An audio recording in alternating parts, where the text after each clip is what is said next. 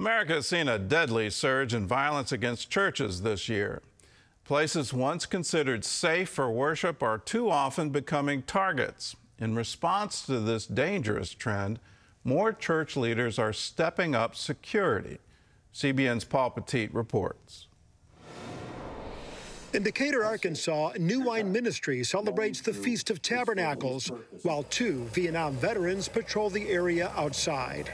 That kind of an event will draw people that are curious and perhaps have some type of ulterior thing that they want to do to cause trouble. Having security personnel is important to Pastor Vincent Xavier. We don't want to walk in fear. We don't want to walk in, a fleshly or carnal way. But at the same time, we want to be careful and cautious because there are people and their lives matter, and they deserve to be having the right to fellowship where they can be at peace and not being worried about somebody coming in and doing some really horrible things, which we see everywhere. It includes this attack in Michigan from September, when a man set a Mormon church on fire after killing 4 people and injuring 8 others. In August, 2 children were gunned down during a Catholic mass at a church in Minneapolis.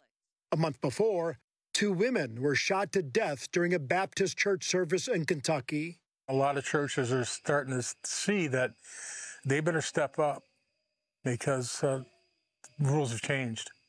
It's a whole different game now, and the game is not something you can shy away from. That's why the United States Concealed Carry Association is offering specific safety training in Arkansas and across the country. It's called Protecting Your House of Worship. The purpose of the class is to help church safety teams start with a base to form an emergency operation plan for their church. The group has held more than 600 events nationwide and trained more than 12,000 individuals since May. The training includes identifying threats, stopping an active shooter, and performing medical care when needed. Well, the first thing we're going to start is the unique challenges that houses of worship face. I mean, they're different than a school or a business, because one of the things we have to do as a church, we want to be welcoming.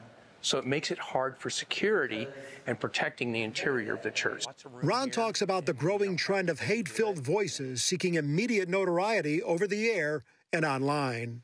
If you build a huge audience with millions of followers, that takes a lot of hard work. You know how you can become famous very quickly? Become an active shooter. The USCCA is joined by other organizations in offering church safety training. They include the State Highway Patrol in Missouri, the Wayne County Sheriff's Office in Michigan, and the Allentown Diocese held classes for priests and parish leaders in Pennsylvania.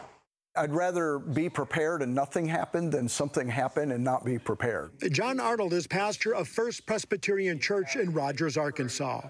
I like the fact that in this class they kind of had a rubric of categories of things you needed to be prepared for.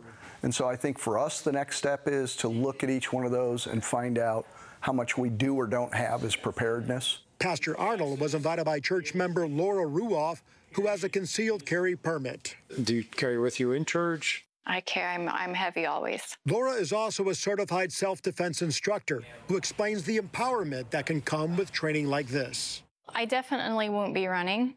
I feel like I would be very willing to engage because I have some skills. So I have that confidence and that training, and I'm okay with being one to maybe step up and help protect. Helping to protect is the goal of each safety training class, and unfortunately, a sad but important new normal for places of worship. So we pray, we believe, but we also prepare. In Decatur, Arkansas, Paul Petit, CBN News. Well, the rise of religious violence in America is absolutely shocking to me, and to see Christian schools being the target of mass killings, churches having gunmen come into the congregation. Our synagogues have been targets, and so the synagogues responded by hiring private security, and I think the Christians need to do the same.